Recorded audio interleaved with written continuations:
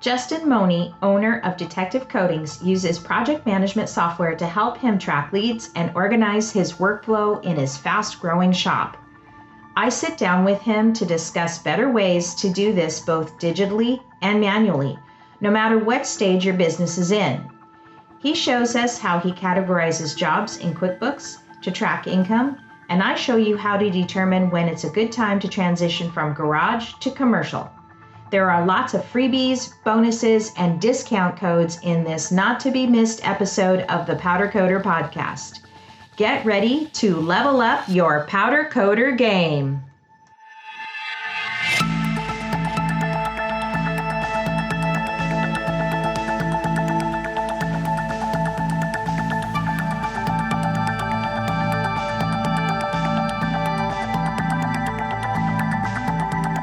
Justin? Yep, can you hear me? Yeah, hi, how are you? You see me too or not yet? Not yet. There we go. Hi. First time using Zoom. Yeah, no worries. You look great. You're in your shop. Yeah, got to. Putting a new burner in the oven. I feel like Ross. I know he was just doing that. Oh, God, yeah. Never end. I dread having, if we ever have to move again, I dread it. Yeah, I say the same. Knowing what I know now. Yeah, it's a lot of time and a lot of money, and you definitely have to be outgrowing what you currently have. Yeah, it's scary out there. It's scary out there. Yeah. You never know what's going to happen. Economically, yeah. Yeah, don't want to get in the middle of it and something happen. Yeah. It's not a quick procedure. Right, exactly. So, I see you got a small oven. Do you have more than one oven? Yeah, I got the small, that's a Ted's Fab, the small one there. I love to get out of Ted's Fab oven. Then the other one's kind of home built. It's 6x6x8. Yeah. That's what I'm getting to put the Carlin burner in now. Yeah. That's a nice size. We'd like to put a size like that, maybe just slightly bigger, because every now and then we've got a contractor job that's just too small for the large, super large oven and too big for the small oven. So I can understand the advantages to having multiple ovens. It really, aside, if you can afford the space, that is, it's really where you need to be as a custom coder, because you can monitor your expenses and overhead by that, and you can give your customers a fair and honest price. Yeah, absolutely. I've thought about getting another one about this size, because it's like perfect for wheels and that, so that you got room to fit all four of them in there at once comfortably. And it's, I can do majority of automotive stuff, like aside from a frame or anything like that, and same with production work. It works really good for the sizing of it. Yeah. But obviously it'd always be nice to have bigger, but for what we've been doing, it's ideal.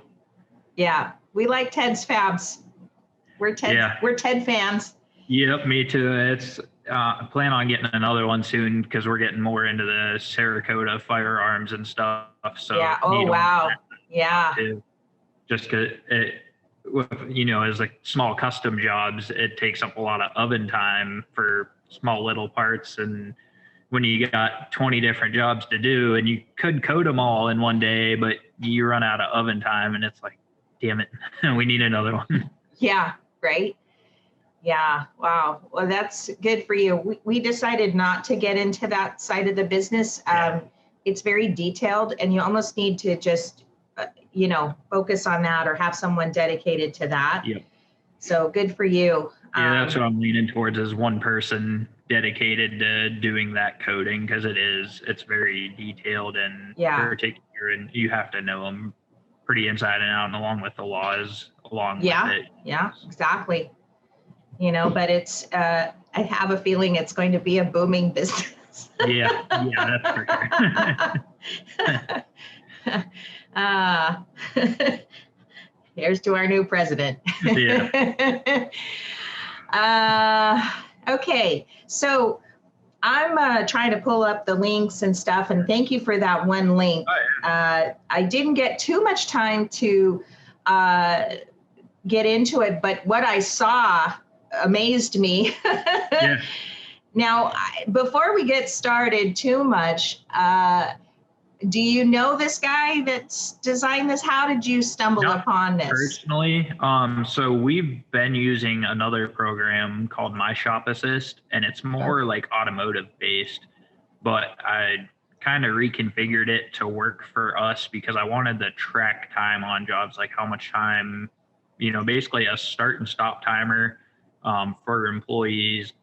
Good. So that I can bill the customer properly. If a job took a lot longer than what I was anticipating, I can eat it that one time where I, charge the customer what I estimated, but the next time for, future jobs, I know how to predict better, how much time is actually going into it, where most of it, you look at a part and you're just estimating, like, as we all say, guesstimating what's going to be the time. And then you end up eating it on a bunch of jobs. And 90% of the time, right? Yeah. We were using that program for probably 5 years, and I always wanted more from it. And this new program, the To-Do Desk, offers it, and it's one I'd looked into on and off probably the past 2 years, and I'd talked with Martin, the owner, and then it always became the time of transitioning from one system to the other. I thought it was going to be very time intensive because the initial setup with the first program and it was actually a super easy transition. Well, that's good to know. Yeah, I think if it was somebody just first starting out with any type of job management software, it might be a little tough, just getting used to the navigation and those kind of things. But I don't know him, personally or anything like that. It was just he'd been checking back in with me every couple months, seeing if now's the time, and then the timing just finally worked out to switch over. Yeah. I guess what I should probably do is pull up that link you sent me. So let me go there. I won't share my screen just yet, but we'll keep talking. So while I'm pulling that up, why don't you tell people a little bit about who you are, what company you own, and your background. Yeah, so my name's Justin Money. I own Detective Coding and have been in business since 2013. I started coding in 2008, going into 2009. Just picked it up as a hobby, as restoring a car. Had no intentions of a business whatsoever. I was in college at the time for criminal justice, which is kind of where the name comes from. A lot of people ask, where does Detective Coding come from? And I was going to school for criminal justice, but it also, my last name gets mispronounced as Mahoney all the time. And the movie Police Academy has a Detective Mahoney. So in college, everybody started calling me Detective instead of calling me Mahoney. So that just kind of carried over as a nickname from college and transitioned into the company. I love it. Yeah, it's super random, but it would always work out. Okay, I'm just pulling up the last of my stuff here. So you specialize in what? Oh, brake calipers for sure. We do probably about 100 sets or so a year that we powder coat and rebuild them. And it's custom tailored to whatever the customer wants as far as add-ons, with bleeders and new pistons. And it's definitely an industry that I've learned inside and out of everything that a customer wants in, getting a new caliper, because we stock cores so that they don't even have downtime. They just order what we have, send it out to them, and they send their old crusty, dirty, nasty ones back to us to refinish for the next person. Yeah. And I'm going to bring this up because I know lots of people have suffered from the consequences of using the B word. Mm-hmm. That was fun. And I didn't know that you were part of that, but I know of a handful of others that have suffered from using the B word when you're redoing brake calipers. Mm-hmm. Why don't you tell us that story briefly, and just so that, without naming names, but yeah.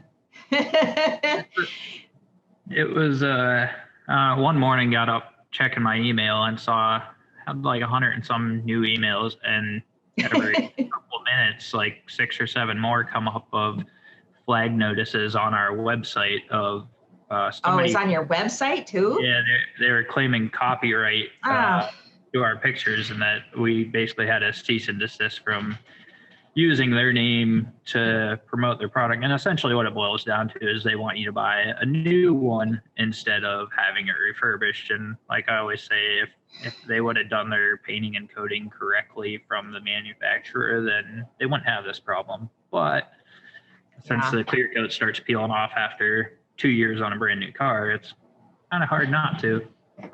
And so it became an ordeal of basically, you can fight them, and you could probably win this argument of, you're not restoration selling it as their product. It's restoration, and that's it.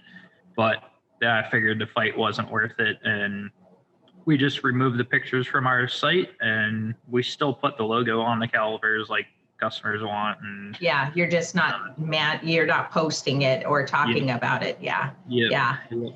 That seems like a good solution. I mean, I don't know. I think it's a dick move, but absolutely. And who's to say? I mean, when I started looking into this, they were just like, if anything, they have more of a problem like in Southeast Asia and all the third world ripping them off than they do in America, which, I don't know. That was like part of their concern was counterfeiting. It's like, obviously these aren't counterfeits, they're coming right off a customer's car that they sold to the manufacturer of the car, and they just wanted no affiliation with any other company. And they could have taken a different more of a, rather than a defensive move, they could have taken more of a go with the flow move, and they just decided to stand and fight. And I'm like, I don't get it, but we're not them, so whatever. You would think, I mean, if I was looking at it from their point of view, is kind of how I put myself. It's like, I would want to work with these people that are doing, like, if anything, it just gets your name out more. Yeah, exactly. Like, promote our brand. You could also include our pads and rotors, like you could be a wholesaler for us, all this different kind of avenues, but instead they pay somebody to sit on social media and flag their post all day long. Seems like a waste of money. It does. It totally does. It's amazing, these big corporations and what they think about social media and what they don't understand about it or whatever. Yeah. So, okay. So let's introduce so basically we're going to make it clear that you are just a customer of this type of management software, and is it like QuickBooks in the sense that it invoices too, or? Yeah, it does invoice. And I've only been using this software for about a month now, so I'm not super fluid with it and know all of its ins and outs. I just know it's more capable than I need. Which is awesome. Well, that's great because you can grow into it. Yeah. Well, let me share. Am I able to screen share with you? You are. Awesome. Yes. Let me figure that out. Okay. I'll just open that up.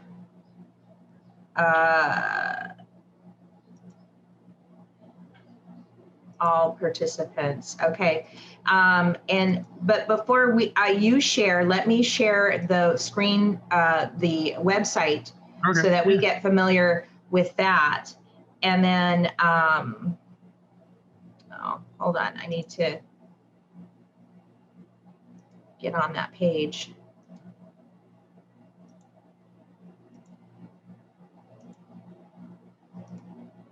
Before I share it, here we go. Okay, can you see that? Yep. Okay. Yep. So it's called to do. How do you say it? Yeah, I say to do desk. I think that's how he pronounces it. To do desk, and it's kind of funny because they're not all about the logo. It's kind of tiny right up at the top here. Yeah, I actually wish it was bolder, because when you're looking at it in Google Chrome at your tabs up top, it doesn't really catch my eye, and I'd prefer it like, a bright green or something to. It's an understated logo for sure. But that could lead into why they are more about the software than their self-image, right? So that's not necessarily a bad thing. We don't know. But their call to action above the fold is pretty good. It's just try it for free. Yeah. And, of course, the line is pretty, repair, workshop, manufacturing. I mean, that's just, they know who their customer is. Yeah. And it does say, for those that are listening, instead of watching, they do estimating, invoicing, job management, shipping, communication, and support platform that powers workshops worldwide. So that's very powerful statement and stuff. And of course, they have the little, like when you're on their support desk. I love this program that I forgot the name of it, but it pops up and you can ask a question. Yeah, right. Yeah. So, live support, whatever. So let's just scroll down on the home screen. You can see me scrolling, right? Yep.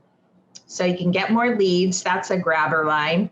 Increase sales, ship more jobs, and win happier customers. Do you do a lot of shipping of the brake calipers? Yeah, I'd say primarily it's probably about 80% of it that we ship out. Okay. And 20% is local. Yeah, and this is when I saw this on my phone this morning, I was just like, oh yeah, this is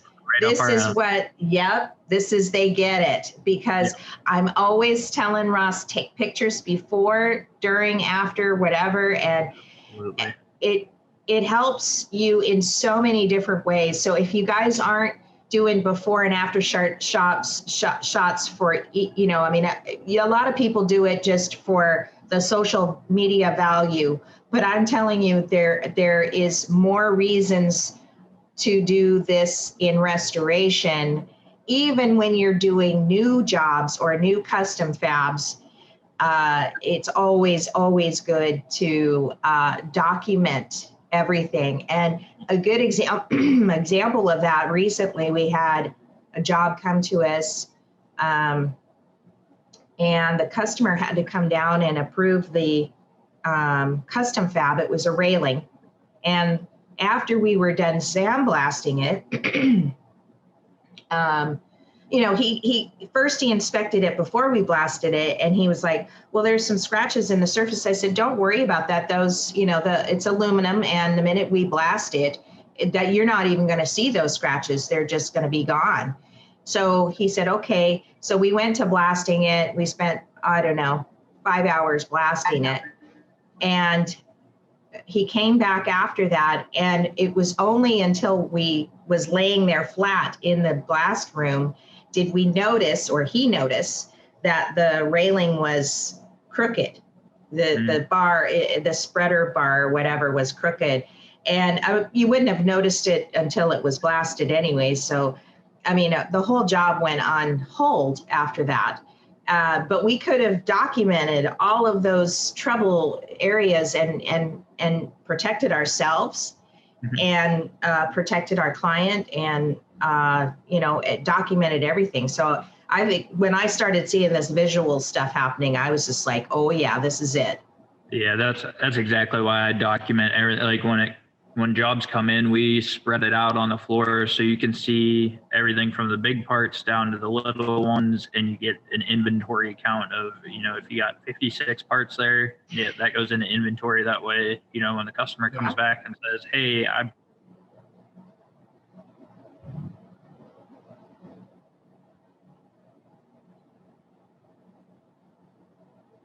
Uh-oh, we lost connection.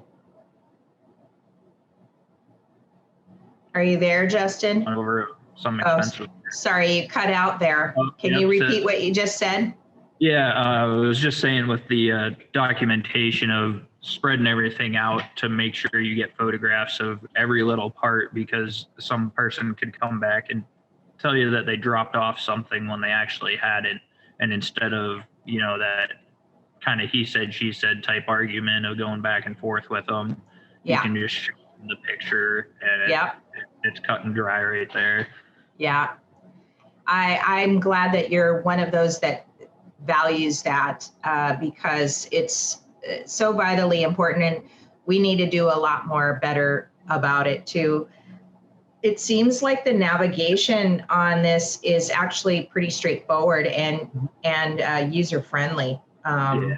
Sort of like, and it's even got like, a lot of the normal notification kind of stuff at the top that people are getting used to these days.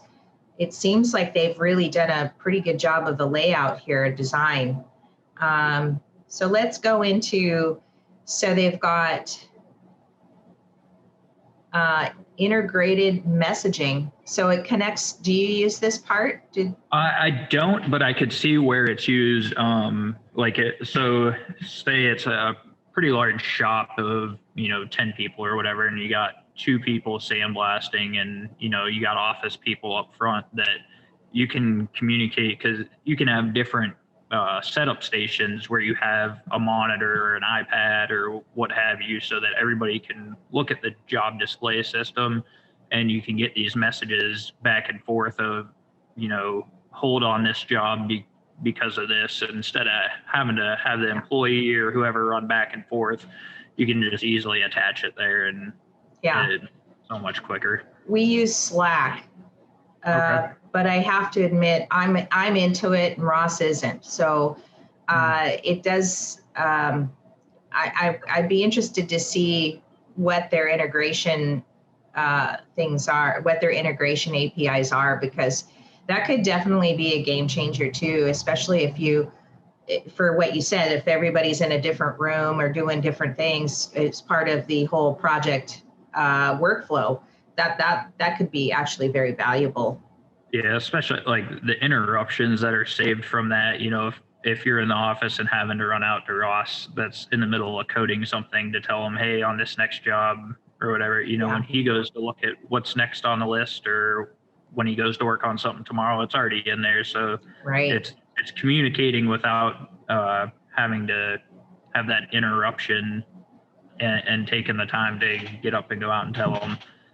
So as long as, people are using it as it's intended and paying attention to it, then it's useful. But I know how a lot of people can be. You try it at first and then it starts to fall off. Well, I'll tell you, when we were in our older shop, the office was upstairs, and a customer would come in, but I wouldn't know. Now I get I see the customer come because they come into the, they're doing it the way I've always wanted it to be, which is just having a showroom, so they come in more formally. Whereas before we just had an open floor, right? And then the office was upstairs, and every time I could see, like, we had cameras and stuff, so I could see people coming in, but I couldn't see who they were or anything like that. Next thing I know, my husband's yelling my name, Kim, Kim. And I'm like, oh God, if I have to hear him scream my name one more time to come downstairs and help the customer pick out a color, I'm going to scream. Yeah. And it was getting to the point where I was just like getting irate with him. Like, and that was our messaging system. I'm like over it. So happier that that's changed now. He's not screaming my name anymore, but that's right there. And I can see why they put that right up at the front, because at the top of this page, because like that's, people get it, right? And messaging, like, oh my God, yeah. Improved communications, I'll take it, right? Yeah, absolutely. Now this is something that the contact management and the leads thing, I'm a big proponent of that. We're still working our way to being better about it. We did write about it in our Build a Better Brand Coder industry report last year. And we found out that 66% of custom coders do not track leads. No, And they have no way to track leads or manage leads. And if this does that, that's a huge win. Yeah, it's essentially on there. You can add, instead of a new job, you can create a new lead instead and document all of that also. We do it in, I guess, sort of a roundabout way with our phone call log and email, but there's not like one collective area. It's something that I just personally go through, and I kind of know what might be coming in, but there's nothing for me to really follow up past that. Yeah. Well, I can tell you we use QuickBooks, and the only way you can create a new lead, or you can, that's pretty much, you have to manually do it. And of course, QuickBooks is for people that just do bookkeeping. And so it has to kind of, straddle more of the bookkeeping side rather than the lead management side. But I see that, I think that's a big fault of QuickBooks, to stay so static in the sense that they're not creating more fluid platforms. Right. They're only just trying to manage and improve what they have.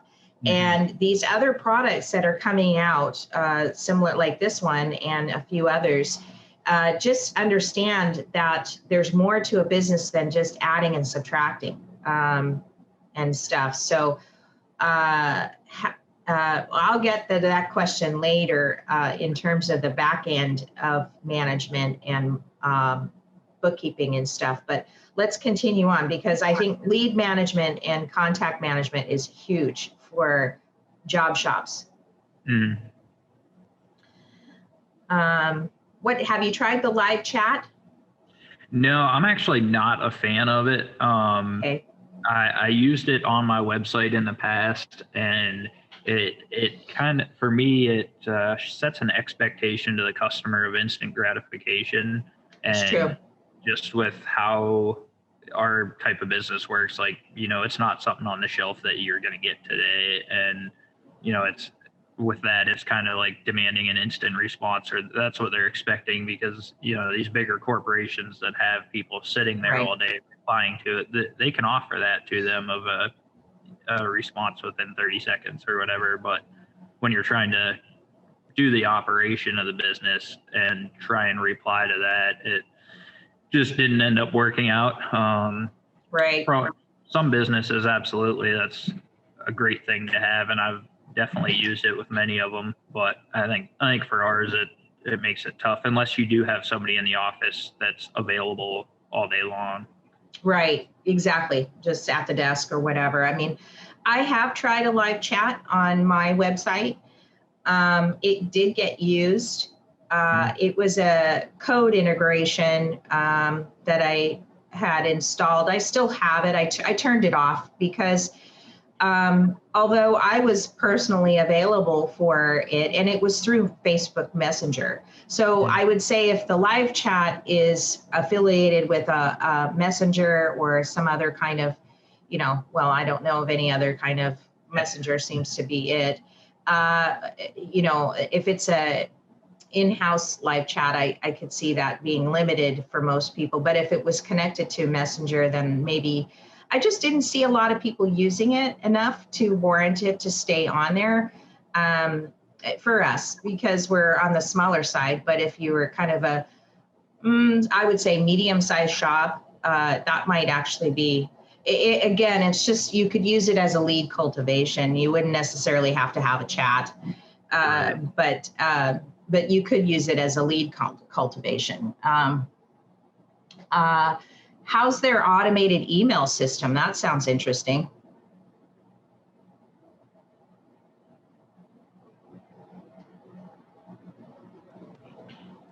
You there? Yep. Have you tried any of the automated email stuff? No, I haven't. I am familiar with it, and it's one of those. It's tough to update customers like that Yeah. because you can do it that that your job's been put in the queue, your job has been chemically stripped. You can send them all these things, and it just adds a lot to it that is kind of unnecessary in my opinion. Yeah. Well, you're probably turning the job around faster than you could probably get an email out. Exactly. Yeah. If you want to dedicate the end of the day to spend half an hour to an hour to doing that, but I don't see it's worth. Yeah.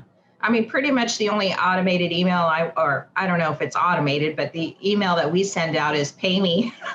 Yeah. Pay me now. And your job's ready, so pay me first before you even show up. It's pretty much like what I do. I mean, it's not automated, but it's definitely QuickBooks has the pay link finally now that's integrated. You used to have to email yourself first and then get the link to pay and then include it in a separate email that you have to write. It was just now they've they've made it more prominent in their email system, which was a nice upgrade. Yeah. I agree. So let's get into kind of more of the meat and potatoes of this projects, proposals, invoices, stuff like that. How do you find that this performs, or what's the process normally? Yeah, so for us, it's exactly what we've been looking for since using other job management software, as far as being able to add the project, all of the details that we need as far as the colors, any specific like special notes attached to it of having to tape off certain areas or and it makes it super easy for employees. That's the biggest benefit for me, is that an employee can come look at this and know exactly what needs done. And it cuts down on the questions of, how do you want me to prep this, or what color does this go in, or, anything, or asking, what do you want me to do next? They might know what jobs are here, but they don't know, has it been outgassed yet? Or is it ready to sandblast? Those kind of things. They can just come to this, and I have a big TV over my head right now that they just come up and they look at the screen and see what's on there, and they know what to go to next. It's super fluid. Oh, wow. Really? That's nice. Yeah. I'd like to see a picture of that. Yeah. So, okay, now we're getting into kind of more of the organization. I'm not sure do you know what this part is? I think it's just kind of breaking down everything more. It's like reports or something. Yeah. So that's on the home page when you're logged in, is basically being able to see how many jobs you've booked on average over the past month. Those kind of basic reports, really, that I'm sure it can get, more in depth being able. I wouldn't want to see this report right now because we flatlined. But that's not my fault. That's the freaking state of Hawaii for you. Yeah. Anyways, moving on. Oh, this is nice. Okay, so do you see this in your leads that speak louder? So it's more lead stuff. Stop losing business. What's this picture, or are these just the scroll down. 1950 Cadillac front bumper? Yeah, so those are the leads, just showing you kind of how they're tracked with all the embedment of the information that you're added in there into one collective area. Let's see, we got look more professional. Oh, I see. So if you're bidding a big job or something. Yeah. Okay, you can look good.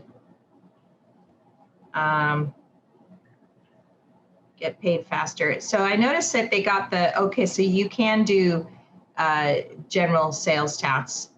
Like we have excise tax here. which is different from a sales tax or a VAT, I guess that would be our key thing there. Yeah, I know it's built into the invoicing that you can have whichever one you need on, so that it automatically calculates it when you send the invoice. Yeah.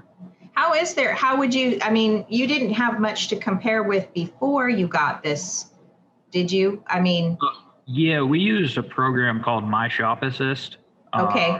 And that has a lot of the same features as far as tracking jobs. But it was more automotive based, so it was very difficult to make it work for me. I made it work for 4 or 5 years, and it did the job, but not as well as I needed it to. And the job display system that this offers for employees made it worth the changeover, because it's kind of like when you go to the hospital and you see the list of surgeries and which doctor and patient and what time they're going, or if you go to McDonald's and you see which orders are up, when the people are making food, as they're in order, 2 Big Macs, a double cheese, whatever, the guy on the grill knows exactly what to make next, and it's the same type of view. That's cool. That you get with this.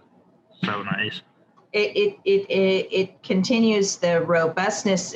I guess when you've got these leads coming in, and there can be overwhelming because there's so many at one time, it can lead to, I guess what it manages is the robustness, right? So you've got a robust lead generation marketing efforts, and how does that system hold up to that? Sorry, I lost your audio there. Oh, sorry. I was just saying that it continues the robustness of your lead and marketing efforts, that this can handle that. So as things start to get busier, we all have busier times than others. And as things start to get busier, people still can stay on track. They don't get lost or ask a million questions like, I'm lost, what do I do? So this really, I could see this translating into that very nicely. That's been a big issue with me with adding employees over the years, is, keeping them on track without me having to physically go there each and every time that they're moving on to the next job. Especially, you have a bunch of stuff like smaller jobs that it's 10 minutes here and then 5 minutes on the next job. And instead of coming to your employer every time, you can just look at this list and keep it moving. Does it, how does it manage, or does it manage employee time? And payroll and stuff like that. So I don't believe it has anything for payroll as far as tracking hours. There may be. I haven't looked into it enough, just because we have our own clock in, clock out system up front. And I need to look into more also of tracking time. We did that with the My Shop Assist, where you could kind of have a start and stop timer with that so that you could bill accurately. And it hasn't become as important to me the past couple of years, just because more experience, you can, like you said in the one podcast, that Ross can just look at a pile of parts and tell you a price, and it's kind of the same thing, just experience. But over the length of time, if I have somebody else come in to do estimating, they don't really have any. Yeah. Oh, hold on. We lost you again.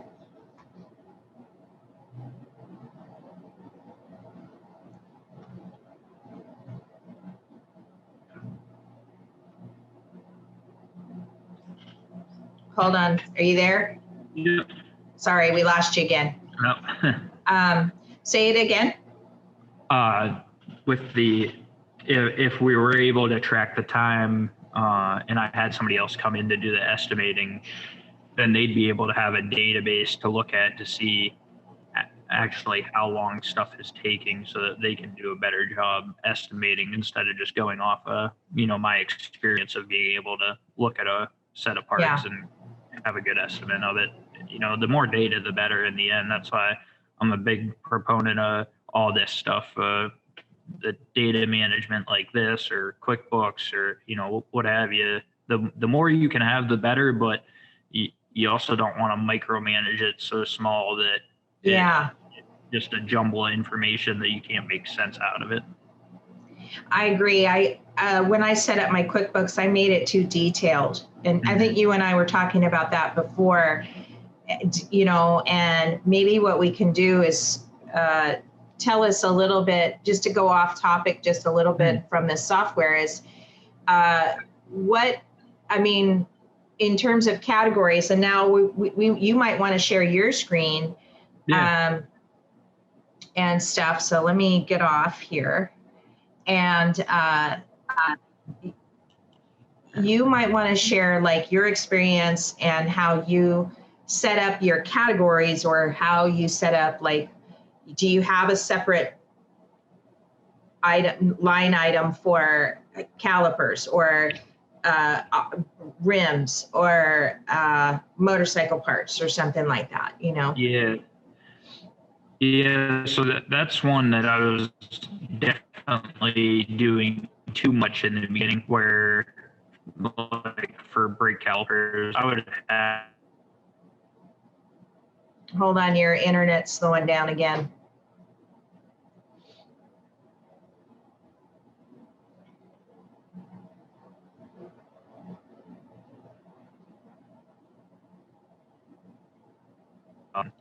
Where I would just have... Start again. Start again. Sorry, cut out again. I don't know. Your internet's slow.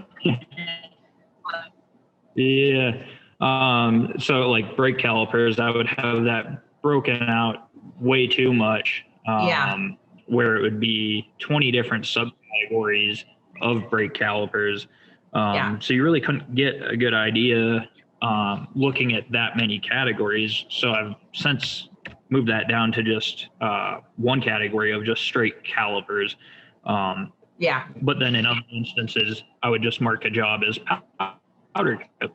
Well, It doesn't really tell you what industry that comes from. So it was trying to figure out balance of what's needed and what information are you actually able to interpret into what industry is your most favorable this time of year, so that you can market, more towards that. And you're logging into QuickBooks Online? Yeah. Yeah, I haven't made that switch yet. I'm still, I have some severe reservations about it. Yeah, I can foresee that. That's for sure. You can see this where it's broken down, all different ones. And I no longer use these, and I just keep it as straight calipers. Right. So, like, this is one I like to use a lot. But it's good to know, like, Ross just does sandblasting for people. He doesn't do the full, like, powder coating part. So, we could actually track, if we do that. And it seems like now that we've got this newer location, people are just needing more blasting. So we have a separate category just for that. And we can actually track how many, how much more we're doing this year versus other years and stuff. We don't really like to do the blasting just in and of itself. But, if it's somebody we know, or it seems like a good enough job, that we'll do it, So, you can kind of control where the income comes in.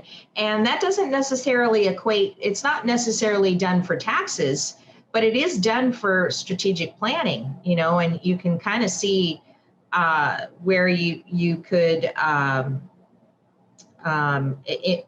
maybe you see a gap in the market and you're like, hey, we could go out for that more, and stuff. Exactly. So, that's exactly what I use it for, figuring out what time of the year certain industries are hot for us, that if you want to focus more on marketing towards that. I know on my end, it seems like if a certain industry is slow that time of year, a lot of times it seems like no matter how much marketing you do, it's just not that time of the year for people. Whether it's, motorcycles in the middle of the summer, it's like, well, it's because they're out riding them. You got to wait till the fall or into the winter for them to start tearing them apart to bring to you. You know, yeah, exactly. That's cool. So what, these are your, so yeah, you have furniture. Yeah, I can see that. Miscellaneous. Motorcycle. Shipping and packaging. Yeah. Yep. And then wheels. Kind of have it broken down so that it's, you know, not ceramic coating too much. You can see, you know, which industry you're targeting basically, because before it was just way too much information all at once that you couldn't make sense of it.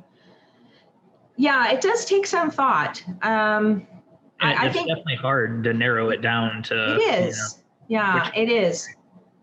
First of all, if you're starting out, you don't know what kind of jobs you're going to get. I like that you put, when you bicycle, you have, but it's calipers. So like for bikes and stuff like that, are you keeping that under auto as well?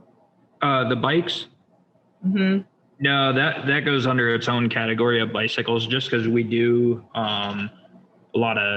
there's a couple of companies around here that manufacture their own bicycles. So I try and keep those separate because they can, depending on the time of year, they can pick up pretty good. So I like to kind of see when their hot time is too.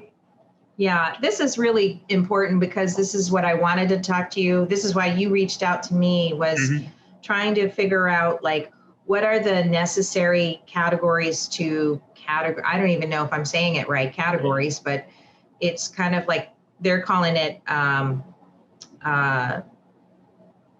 service detail or transaction. It's not even a transaction. It's just like, what are your customers? You know, who do you think your customers are? QuickBooks, usually the only thing you can fall under is the construction category. I think they might have an automotive category, but for whatever reason, I chose construction. To me, it seemed better than the automotive category they had. You know, it pre-populates a lot of this stuff for you, so you don't have to do it. But in the end, you still have to customize it. So it actually was superfluous to the whole thing. And how did this is into it, but the to-do thing software, did they pre-populate for you, or? So I had an initial consult with him for about an hour. So initially he gave me like a 2 months free trial because he's like, you know, I know this is what you need.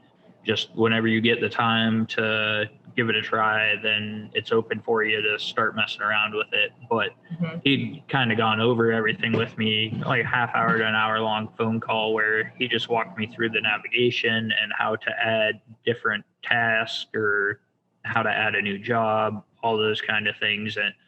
And they even have like a how-to on their website of, you know, every different thing that you want to know how to do on the platform. You can just go there and it has like a step-by-step with picture breakdown of how to add stuff. That's nice.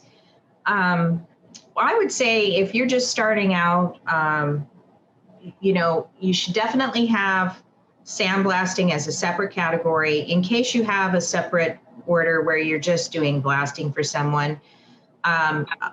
You can still, and then of course having a powder coating category as well. And then within that, you know, if you wanted to, if you do, we kind of float in between. You know, with the powder coating, it's kind of more restoration. Is you can have the restoration or new. That's how I would do it now. But sometimes when we're doing restoration, we include the sandblasting, and that can get kind of tricky. So it's we kind of float with the sandblasting because there's, you know, ours is just, you know, straight up sandblasting. That's all the guy wants. He's going to go paint his part or whatever he's going to do with it. And then we have sandblasting included in and under that the powder coating category. But we don't, I don't know.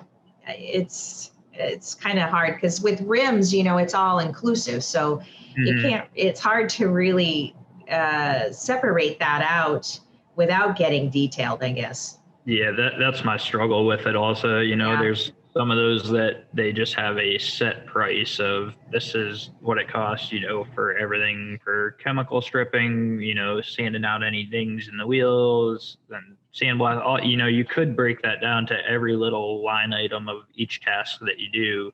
But again, it's one of those, is there a benefit to doing so aside from if it's as simple as, like a railing that you're just sandblasting and then powder coating? You might want to break that down just because of, a new railing that's raw aluminum or steel that is a quick blast versus an older one restoring.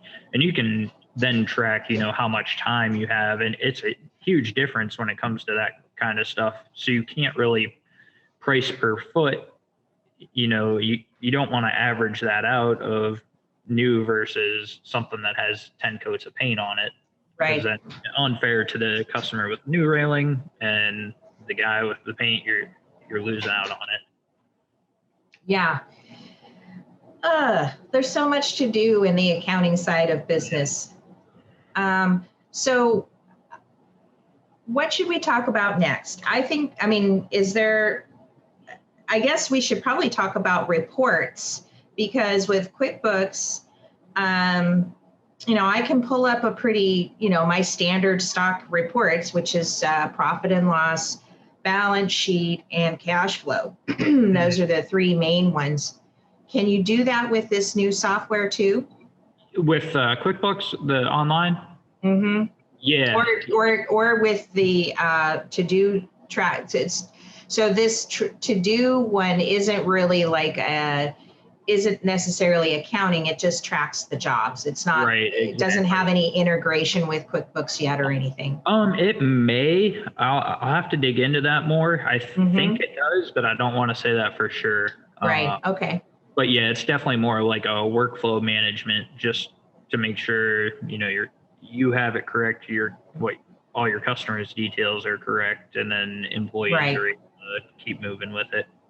And I can see, even if it doesn't have an integration, or you don't get that integration, you still can bring a job from beginning to end and make sure that you don't forget to invoice for this, that, and the other thing, right? Yeah, because exactly. There's lots of components and things to do within every project, and they're all different. Yeah. So that totally makes sense. What are some of the hangups that you've had about the QuickBooks Online? Because I have the desktop version. Honestly, it's definitely more simplistic and definitely more like based around an app in a sense compared to QuickBooks Desktop. I struggled with the desktop for a couple of years trying to learn it and make it work, and I just could not do it. And I finally switched over to the online. And nobody ever promises that you can do it at QuickBooks. Yeah. First of all, nope. Never believe that. It's definitely a tough one to learn initially, especially when you go from, a couple of small jobs a month and you're fine with just, your PayPal transactions or whatever you have. You can just look at that and you're not too worried about bookkeeping. But then once it starts to get busy, you got to learn that stuff pretty quick. And it's definitely something to be on top of initially and get used to it, because very quickly it becomes overwhelming that you got to keep up with the accounting. And it can be a lot of time throughout the week that you're just spending keeping up with those things, but it's one of those necessary evils. Yeah, it is. And right now, some job shops may be doing well. I hope and pray they are, and some are not. And we're one of the nots. And it's always great to look at your books when you're doing, giving yourself a pat on the back and you're doing great and everything. But then when what hits the fan, it's like, oh, I don't want to look at that. That's I already know it's going to be bad.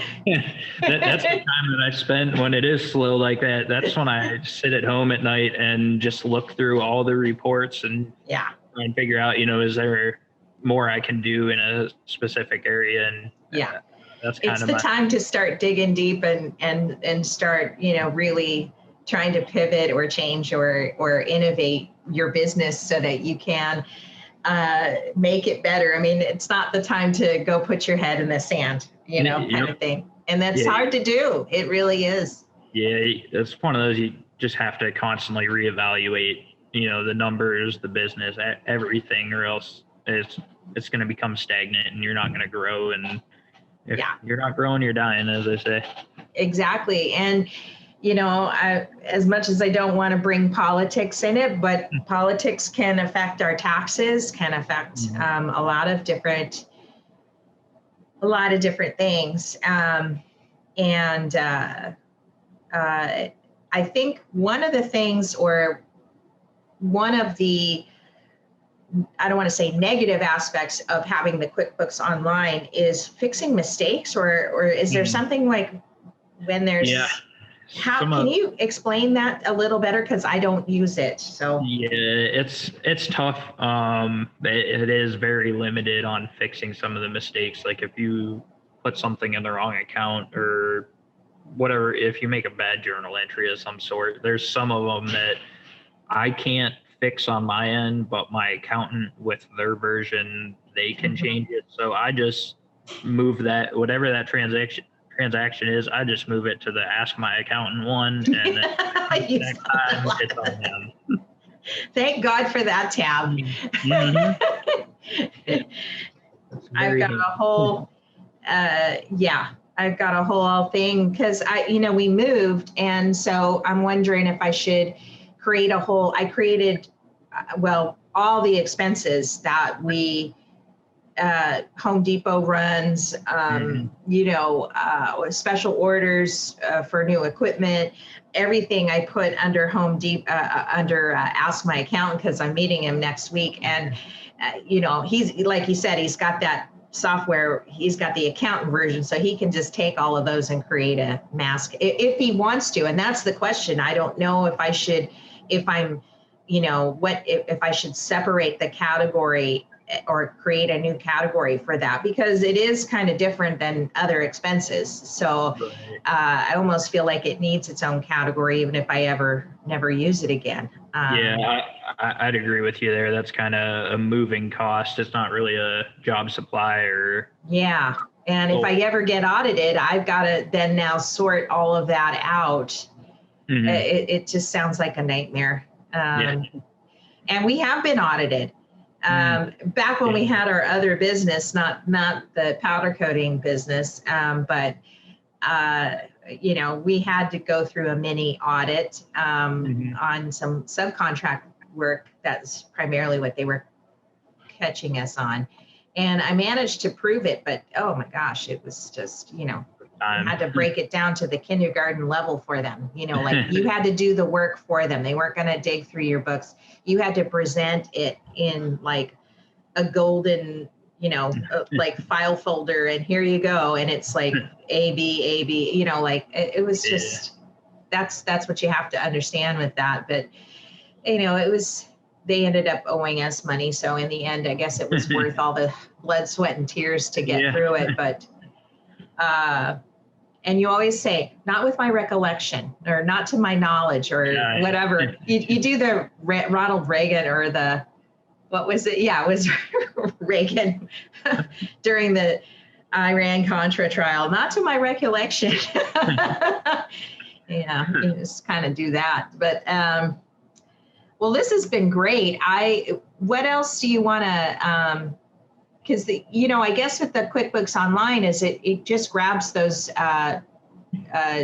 it connects with your bank, right? And you can, so at least you don't have all that data entry to do, right? Right. Yeah, that's a nice thing is it just automatically transfers it. You do have to go through the list of transactions and make sure, like you can set different rules so that if it sees, lows, it's a job supply category, so it'll automatically dictate where that should go, but it's to verify it. So if it's something that it doesn't recognize, you can categorize it, but you can batch a bunch of transactions at once. So if you're like me and don't keep up with your books often enough, then it makes it nice when you're going through 100 transactions and you can just blow through it because QuickBooks is automatically seeing, this as a recurrence or you have a Right. rule set up for it.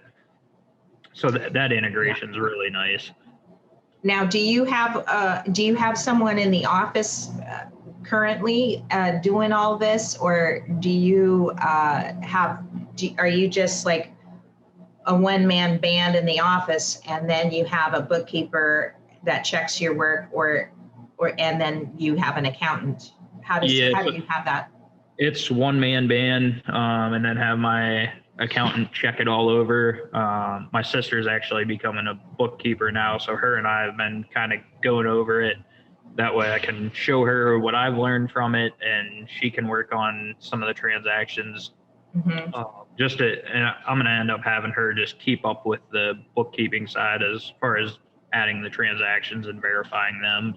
Yeah. Just because it is so time consuming, especially during the busy seasons. Yeah. When you're already working, 60, 70 hours a week, and then you're trying to do books on top of it. It can get away from you. Yeah, for sure. Mm-hmm. And then you don't know where you're at. And now, do you have to call? One of the worst things that I feel like as a QuickBooks user, especially desktop, is if something does go wrong, God forbid, you have to call them. It seemed like it was okay right before COVID. And then, because they had their call center in the Philippines, or one of their call centers was in the Philippines. I'd always get that one.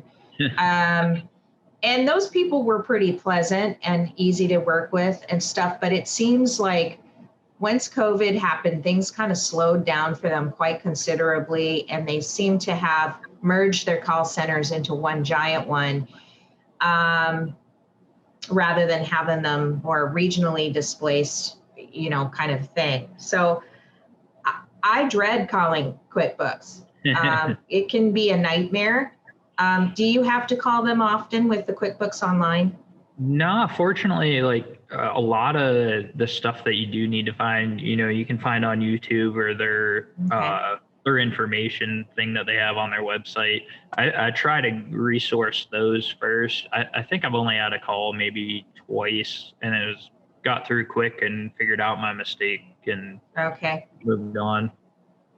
Now that might be a difference between the online and the desktop version. It just seems like we've had issues with software upgrades. We've had issues with the merchant account section. Mm-hmm. More than likely, a lot of my problems have been through merchant account.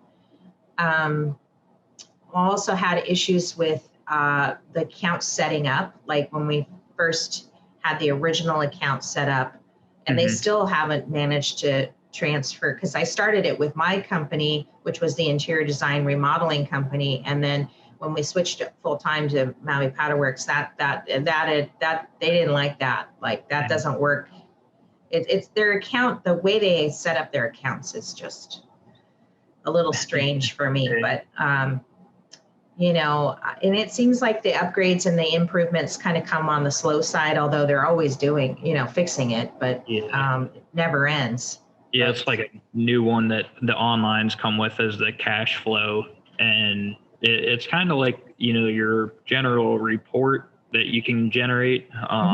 But it seems like they're building on that side of things, which is really nice to see. But right now it's super preschoolish. Like it's very, very generic. Yeah. But it's one of those, you can tell that's their next thing that they're going to tackle, is focusing heavy on that. Mm-hmm. So how much do you pay for the QuickBooks Online, and how much do you pay, if you don't mind me asking, how much do you pay for that to-do software? So the QuickBooks Online, I believe, is $35 a month, 35 or 40 a month, somewhere around there. And the to-do desk, Martin actually offered. I talked to him about that I was going to be talking to you about this, and he said, hey, what is it?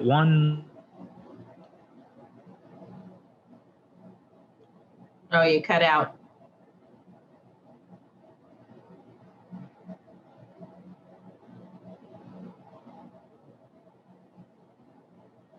$129 for the entire year, which is... Wait, say it again because it cut out.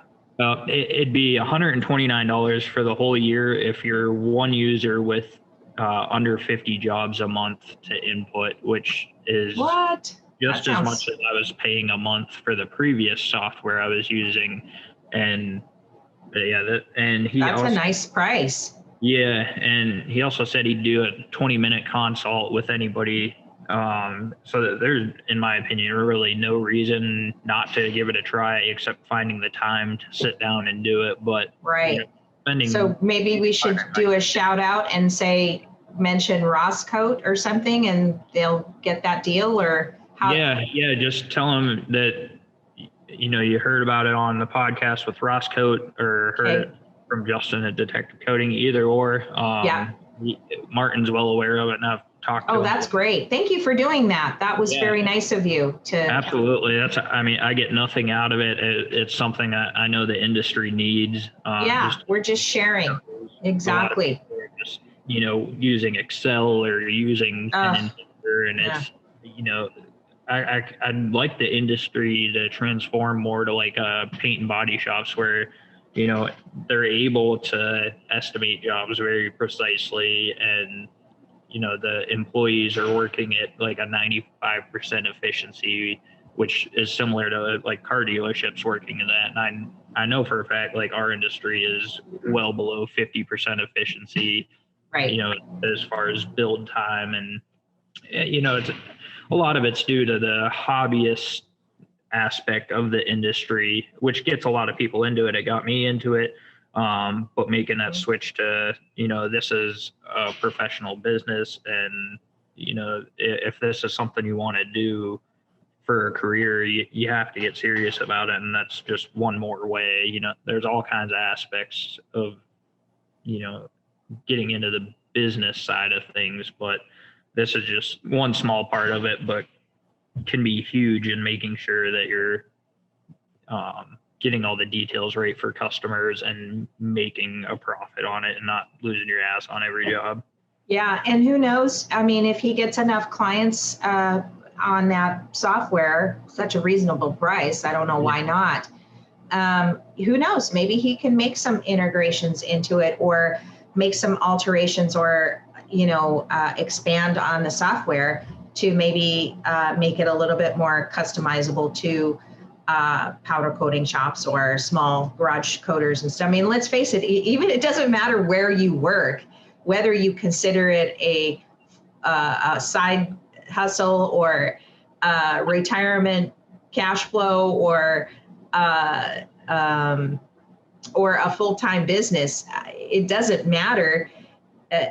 We all have the same problems to solve, right? So doesn't mean you can't take your side hustle a little bit more seriously than it is now. Or maybe, I always say, hey, you might be starting in your garage today, but tomorrow you might have a company of 10 employees 10 years from now. You know what I mean?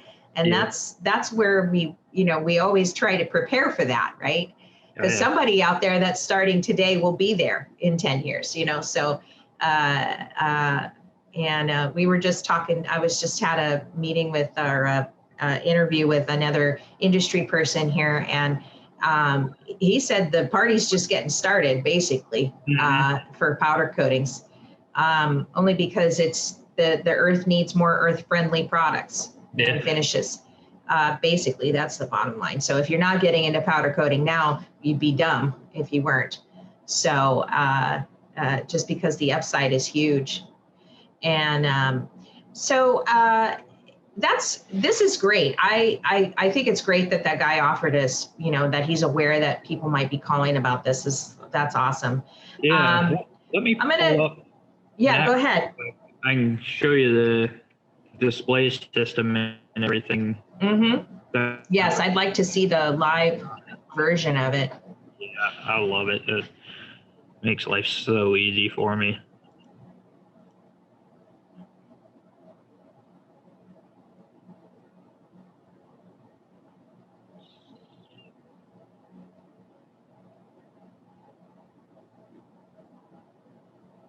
So you're just pulling up, what do you, So you're just pulling up all your jobs. Yeah, so this is like the display system, as they call it, so that you can see exactly. This is what your employees see. Yeah, so this is what they see on the big TV. That's nice. It's spread out a little more in some of this information, like the job ID. I like that. The due date, when it came in. Yeah. Yeah, so, and then it has the color codes for what jobs are, coming up late or this one, and then it's super simple as far as the category breakdown of what's ready to sandblast. And then my sandblaster can look at this list and know that's awesome. Available, and they can go to work on them. And same with the girl that does all the prep work. It's super fluid, knowing what's next. And then, say he's done sandblasting, you can just bump the status so it changes it. Okay. You move it to the next one. That way they don't even have to communicate with each other. They just communicate through this and move it to the next thing in line. And then it'll move up. If it's ready to powder coat, then the coder knows I'm good to coat this today. And then they can kind of build their daily list around it. Wow, that's nice. It's almost, it's like a Kanban board, but it's listed. And Kanban boards are known more in the software business or software development industry, where you can move things around. It's just a list version of it, but it also is a same kind of thing. I mean, that's all they really need to see is what they're having to do. Yep. Yeah, they don't need all the. They don't need all the other stuff. The other thing with that, so the search bar over here on the left, if you click on that, it'll actually open the work order itself so that they can see the detail behind it of, which part or, what parts there are, the picture that was taken when the parts were dropped off. So if they need a little more detail instead of just the job name, then they can go into that. And then again, it's one of those that it saves them from coming to ask you or any bit of confusion because it's right there in front of them. Yeah, this is game changing. Now, how would you do an estimate, or how do you do that part of your business with between QuickBooks and this software? So kind of what I do, I mean, a lot of it's definitely just one of those experience driven, like, this is about what the price is going to be. But within these jobs, I'll pull one up here real quick to show you. So a customer comes in your shop and they bring their rims or their calipers. What happens next? So the plus sign up here drops down this job check-in. And this is where you can also add a lead. I just have the check-in part of it, but you can add your leads and everything else in here to log the same information. But then just create a customer. Joe Schmo. I'll just pick one that I already selected, but it'll open up this pop-down window so that you can add, phone number and email contact and everything else. And then like the job title, I just keep fairly general. So I don't get into the specifics. I'll just put wheels is, I can't type today. Just add wheels. You can add additional tasks to it. So if say something is welded, you could add it there. Oh, okay.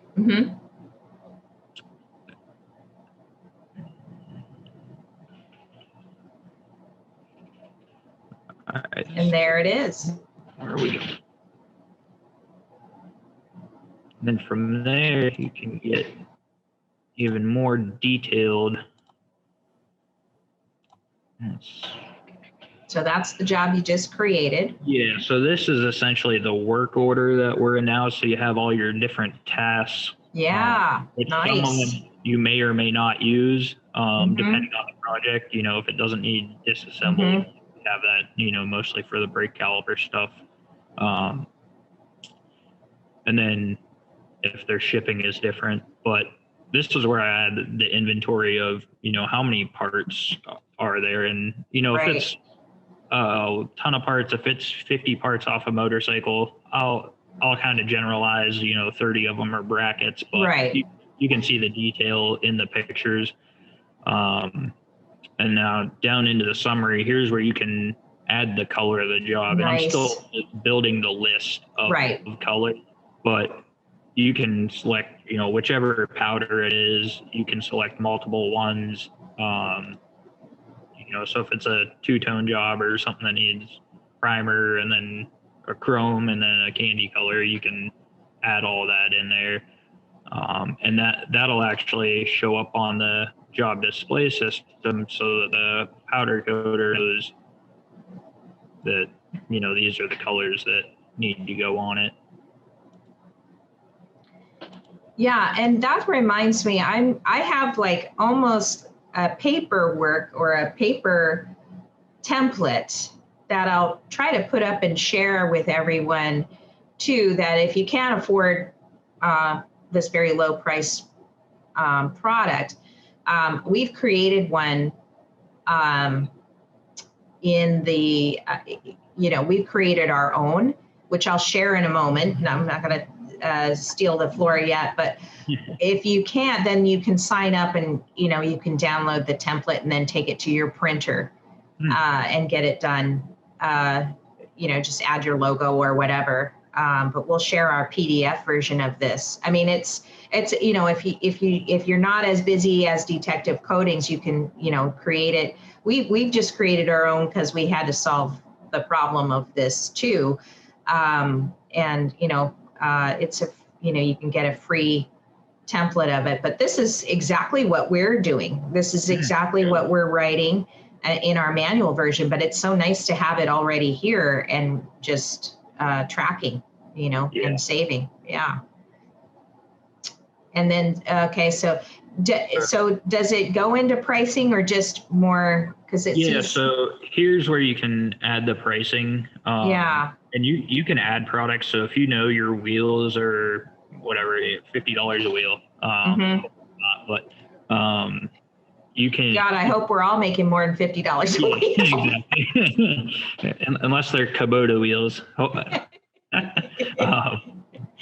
You can just add that in and it'll default, kind of like QuickBooks, you know, when if you set up a line in there to be a certain price, or whether it's your hourly rate or whatever, you can just add the item detail there and that'll pull it in.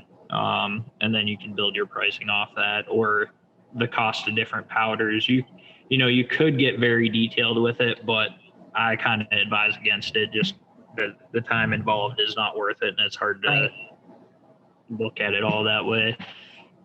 And then further down, you can add the terms of payment. What, you know, some of us have net 30, net 90 customers. And then, I like that sign. Go back up to that sign because you want your customer to sign on the dotted line so that they acknowledge that restoration is a variable. Yeah, it's not the straight estimate price. Right. And you can message directly, you know, via email, or you can, if you have their phone number in there, you can actually send a text message to them. Nice. So, like for me, I try my hardest not to use my personal cell phone for business.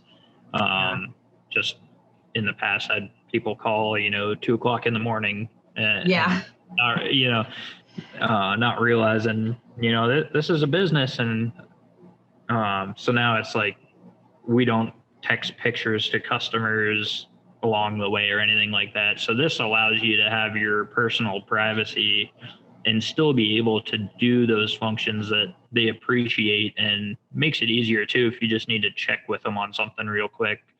Instead of having them come by to look at it, you could send them a picture. They can okay it. And you can make templates, which is just makes it even faster. And Could you even do like a feedback review?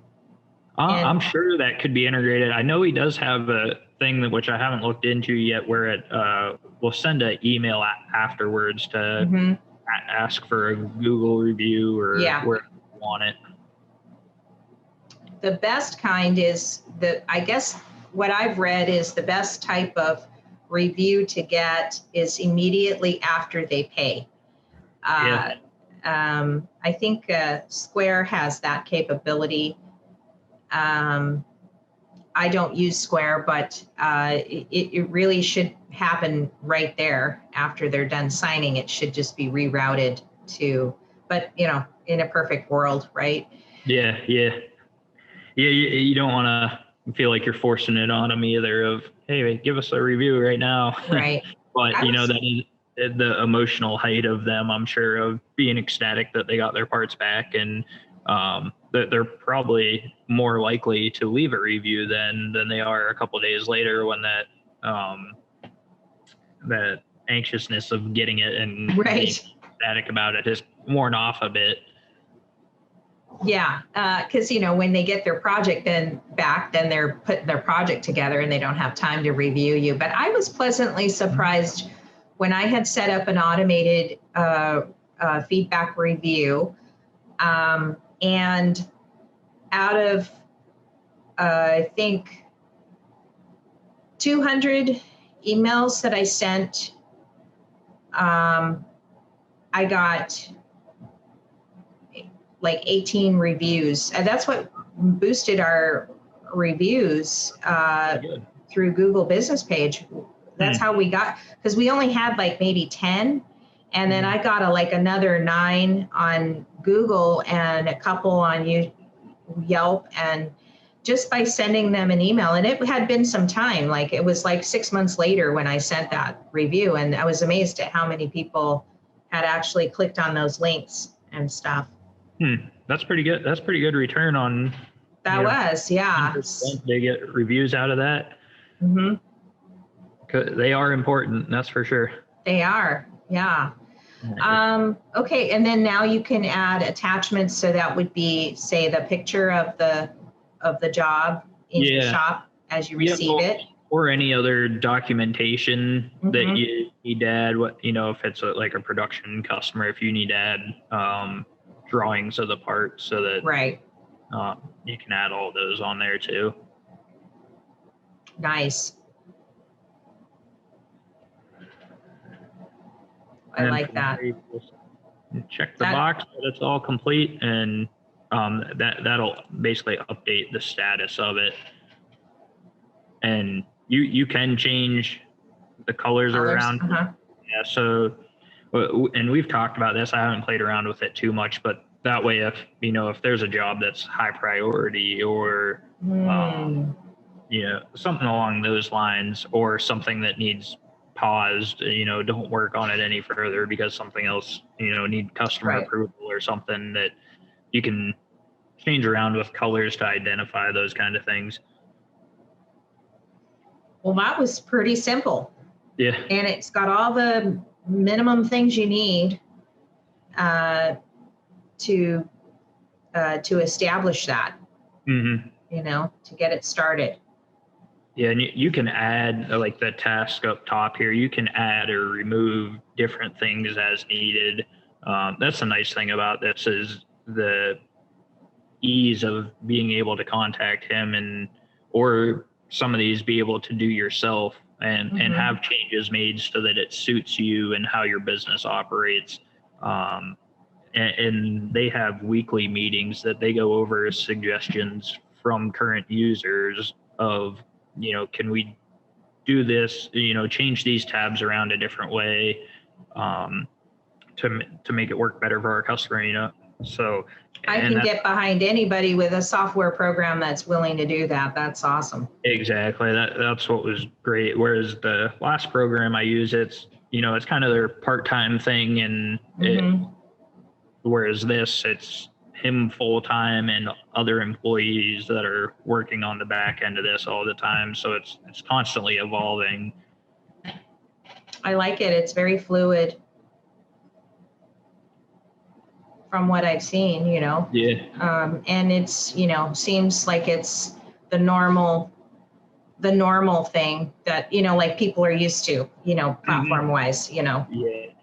That was my thing, is just having it super easy to move it around. That way any new employee can come in and look at it, and then again, with anybody new trying this out, it should be fairly easy. The navigation might take a little bit of what's where and how to get there. But once you start adding a couple orders, it's super easy. Yeah, I like it. That's cool. And just have it on a screen, that's, I mean, that really, really helps people understand where they're supposed to be, what they're supposed to do. And, in powder coating, there's a lot of downtime while you're waiting for things to coat. And instead of just sitting on their asses, waiting for the cook to finish, they could be setting up the next job or doing something else. And that's how you maintain that productivity. Because I think that is a big issue. Not so much for single coaters and stuff like that. I mean, that's not the problem. But when you start having employees, that becomes an issue of keeping them busy and getting your money's worth, and that alone right there is worth the $129 or whatever that he's charging you for that. That's just to keep people on task and, get off the phone. Don't go back to Facebook. Yep. And that's another thing, like adding in subtasks as far as, if garbages need taken out or dust collector needs emptied, those kind of things. Exactly. You can also add that type of stuff in there, so that they know, if there's no job ready to powder coat or whatever, and they don't know how to sandblast or prep, then here's other tasks that you can work on. So, yeah, for on the employee aspect side of things, it helps tremendously. Yeah, you should have I might even have a document on that, like a checklist or something. I might pop that up there on the freebie page too, and stuff. Let me I'm gonna take this off for a second so I can go reach over and grab my estimate form and show people too what we do if you can't afford this and stuff. So hold on just a second. All right.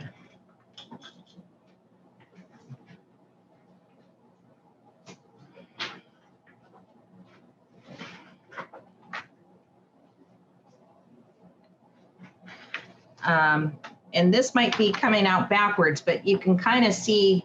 Up your forward. Now if I can. It's just a form that I'm going to put up on the website.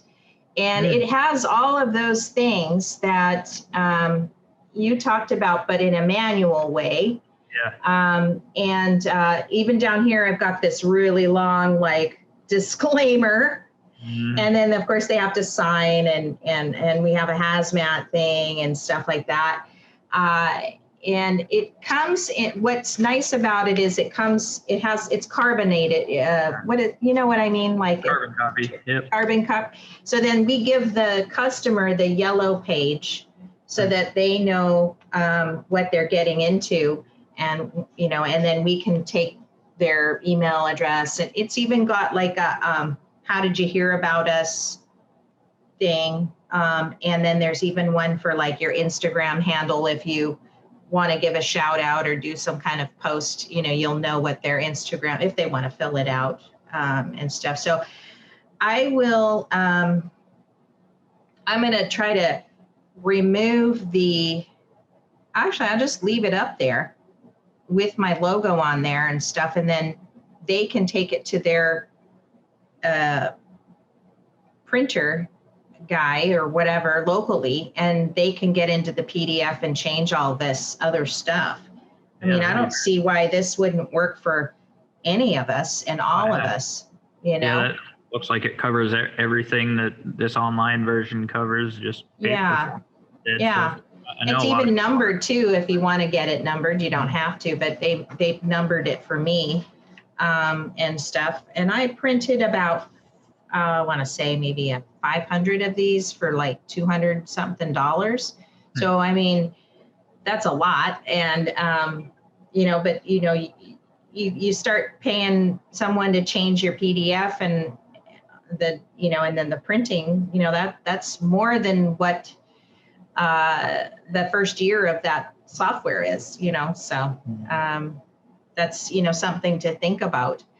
But yeah, and then there's one other thing I wanted to share with you on this. So let me share my screen. Oh wait, hold on. Let me bring up the document first. I discovered, and I'll put the link in the podcast, but I found this a long time ago. It's actually it's a calculator. And it's actually for, I think, the photography industry, which sounds like what? But it's the cost of doing business. And I've been wanting to share this one for a long time because there are a lot of people that are kind of on that edge where they're like getting busy enough. Do I need to continue to work from home, or should I get a more commercial space where I'm a little bit more accessible to the public? A lot of counties don't like you working out of your home, or they're very poo-poo about it and stuff. So I like this calculator. I use it every now and then just to kind of keep track of where I'm at or what our expenses and stuff. And what it does is it allows you to see how much money will it take for me, how much money do I need to bring in order to continue to work and make money, right? Like what are and that's what I like best about it. Let's see. Let me share my screen, and I'll put the link in there for anybody that wants to click on this. See, it's for visual journalists, so I'm assuming photography. But it's a really neat calculator. I have no idea how I came across it, but these are all changeable, and it just basically talks about your expenses, like office, studio, how much and this is annualized here. So you could do it by month. So you could just do, your total. If it's just going to do a monthly thing, you can just put it in. Obviously, it doesn't cost me that much in rent monthly, but you can change all of these. And then if you don't know what it is, like you can open it up and they'll explain so you just click on the little a circle and information thing. And, what I like about it is it talks about things that you don't normally think you would need or think about needing, like computer and software costs money. And so they've got that in there. Postage and shipping, they got that in there. Vehicle expense, business equipment and insurance, that's very important. You should always include that in your cost of doing business. So I've just kind of pre-done these ahead of time just to kind of see what it would cost. And then what's neat about it is it has your desired annual salary. So you can put in a number like, how much do you really want to make, And then it tells you,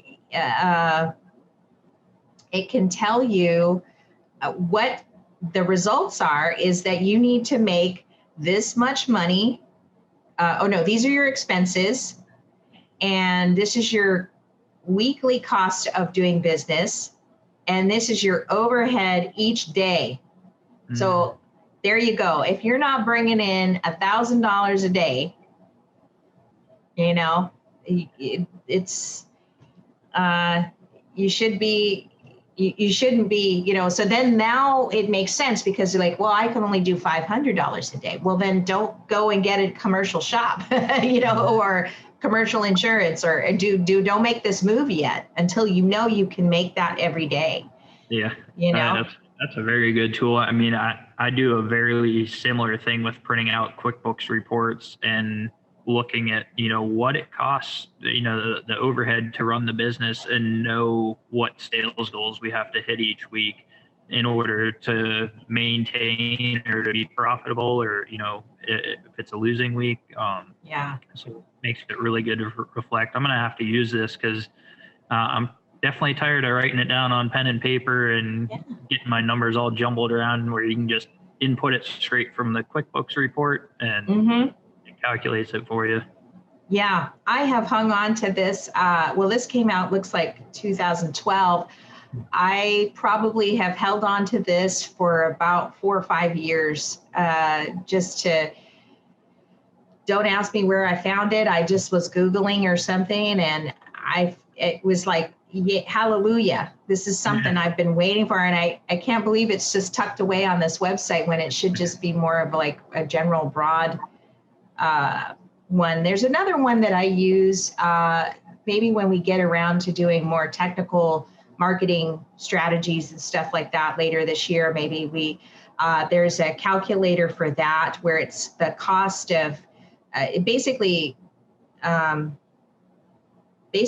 cost of doing the cost of acquisition is basically what, it breaks it down. And then how much of your dollars are getting for, how much does it cost to bring in that customer kind of stuff. It's all related to advertising and marketing and stuff like that, which is kind of my jam than doing this financial stuff. But I found this very easy to use. So I wanted to bring it up. I'll pop it in the episode, and people can click on it and save it for themselves. And I guess I'll just reference this. This is the report, the Build a Better Brand report, and where it talks about what we found in the industry and what people are, it's more marketing related, but it is about lead generation. We found out that a lot don't track leads. Where people were coming and getting these leads, 91% responded that referrals and word of mouth were where they were getting most of their customers. Both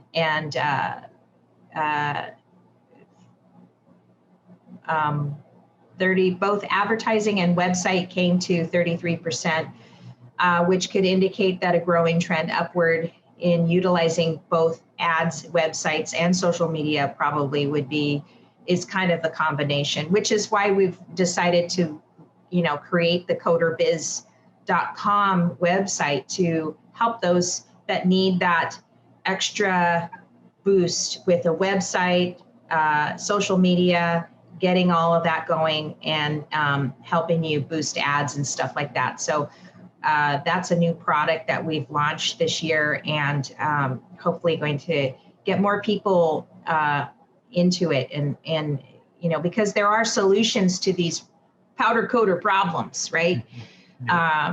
So I'll put this link. It's just Build a Better Brand powder coating.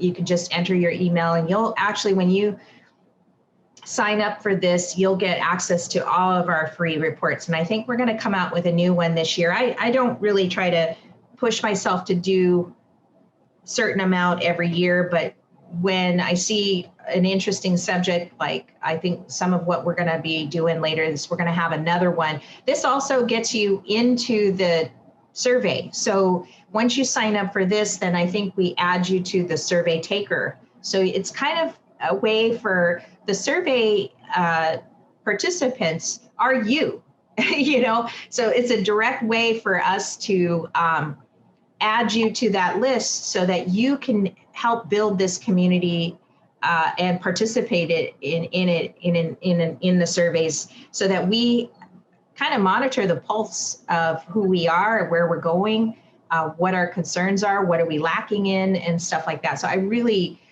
encourage you to sign up for this, because everybody can get the free reports and also participate in building the community to solve problems that we have in it.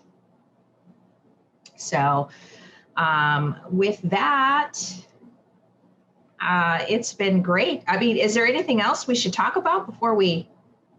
I think we covered it all. We definitely covered a lot of detail there, and I hope everybody's able to take something out of it and improve their business from it, and just keep growing from that. Yeah. Now, how do people get a hold of you? Why don't you throw out your handles or your infos or your emails or whatever? Yeah, I haven't been on social media too much lately. It's one of those been too busy, I guess. And but at detectivecoding.com, same thing on Facebook and Instagram, just at Detective Coding. We're in Richmond, Virginia, so if anybody needs to call, has any questions about this software, try not to overload me, but feel free to call me if you need any help with it. I don't mind giving you a hand getting started with it. Yeah. Yeah, that was really nice of that guy. And I'll, if he wants to reach out to me, let me know, or just share my info with him, and we can, we'll definitely put the link in there. You can just, if you do end up calling Martin, is it Martin? Yep, yeah, Martin. That's the guy's name. Just mention either Ross Coat Podcast or Detective Codings. And he looks like he's willing to work with you and stuff like that. That's awesome. I love software developers that are willing to do that. Absolutely. Yeah. Awesome. Well, it was so great having you, Justin, and nice to meet you. Likewise. Thanks, Kim. All right. Have a great day. You too. Thanks. Bye.